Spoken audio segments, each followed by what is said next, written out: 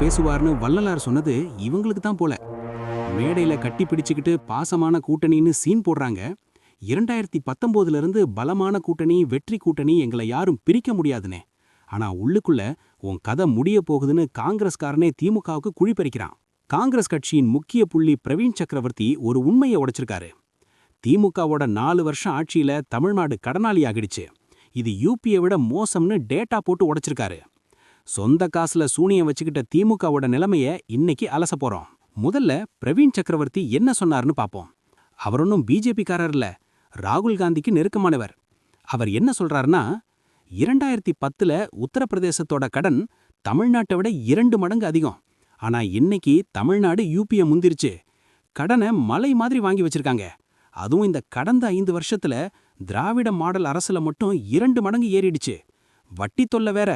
வட்டி கட்டுறதுல பஞ்சாப் ஹரியானாவுக்கு அப்புறம் நாம தான் நம்பர் 3. இதை கேட்டதும் திமுக ஐடி விங் உடனே அவர் RSS ஆளுன்னு சொல்ல ஆரம்பிச்சிட்டாங்க. அடே, உங்க கூடவே 20 வருஷமா இருக்காரே, அப்ப தெரியலையா? இது எப்படின்னா, ஒன்னா சேர்ந்து திருடிட்டு மாட்டிக்கிட்ட உடனே அவன் யாருன்னே தெரியாதுன்னு சொல்ற கதை தான். சரி, இந்த கடன் ஒரு பக்கம் இருக்கட்டும். விலைவாசி உயர்வு, கரண்ட் பில் ஏத்தம், பால்ல கலப்படம்னு மக்கள் தவிக்கும்போது நம்ம கூட்டணி கட்சிகள் என்ன பண்றாங்க? திமுக அரசாங்கம் ஒரு தப்பான முடிவு எடுத்தா இந்த கட்சிகள் எல்லாம் முதல்ல லைட்டா ஒரு அறிக்கை விடுவாங்க. அடுத்த 1 மணி நேரத்துல அறிவாலயன் கூப்பிட்டு ஒரு கவர் கொடுத்து அனுப்பிட்டா உடனே பல்ட்டி அடிப்பாங்க. ஆட்சியிலும் பங்கு, அதிகாரத்திலும் பங்குன்னு திருமாவளன் கேட்டதுக்கு திமுக ஒழுங்கா சீட்டு வேணும்னா அமைதியாயிருன்னு அதட்டின உடனே, இல்லைங்க தளபதி தான் எங்க தலைவர்னு சரணாகதி ஆயிட்டாங்க. இந்த கூட்டணி கட்சிகளுக்கு ஒரு காரசாரமான கேள்வி. ஊழல் நடக்கும்போது தட்டி கேட்காத கம்யூனிஸ்டுகள், ஏழைகள் மேல கரண்ட் பில் சுமை விழும்போது அமைதியா இருக்கிற விசிகே, இவங்கெல்லாம் மக்கள் கட்சியா இல்ல திமுகவோட பி டீமா? இதனாலதான் இவங்கள சோஷியல் மீடியாவுல பங்கு கேட்காத அடிமைகள்னு வச்சு செய்றாங்க. இப்பதான் விஜய் ஒரு மாஸ்டர் பிளான் போட்டாரு. நாங்க ஆட்சிக்கு வந்தா கூட்டணி ஆட்சி, அதிகாரத்துல பங்குன்னு ஒரு அறிவிப்பு. இதுலதான் காங்கிரஸ் பிரவீன் சக்கரவர்த்தியோட செல்ஃப் கோல் ரகசியமே இருக்கு.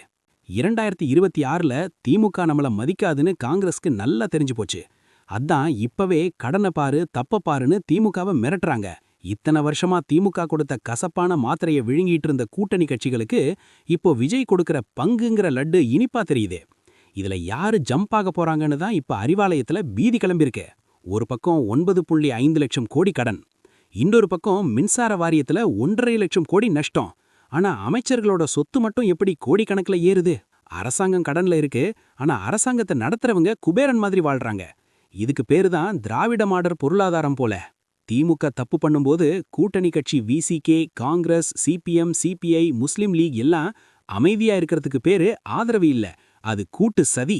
மக்கள் கஷ்டப்படும் போது கைத்தட்டுற இவங்களுக்கு 2026ல மக்கள் சவுக்கடி கொடுப்பாங்களா இல்லையான்னு பாப்போம். நண்பா, அரசியல்ங்கிறது ஒரு தொழிலா மாறிடுச்சு. பிரவீன் சக்கரவர்த்தி பேசுறது உண்மையா இல்ல அரசியல் நாடகமா? ஒன்னு மட்டும் உறுதி, தமிழ்நாடு இப்ப ஒரு விளிம்புல இருக்கு. இந்த கடன் சுமை நம்ம குழந்தைகளை பாதிக்கும். இத பத்தி பேசாத எந்த கட்சியும் நமக்கு தேவையில்லை. நீங்க என்ன நினைக்கிறீங்க? திமுக கூட்டணி உடையுமா? விஜய் சொன்ன கூட்டணி ஆட்சி சாத்தியமா? இல்ல அதிமுக என்டிஏ கூட்டணி ஆட்சியா? காமெண்ட்ல உங்க ஆவேசத்தை காட்டுங்க. மறக்காம நம்ம சேனலுக்கு சப்ஸ்கிரைப் பண்ணுங்க. உண்மையை உறக்கச் சொல்வோம்.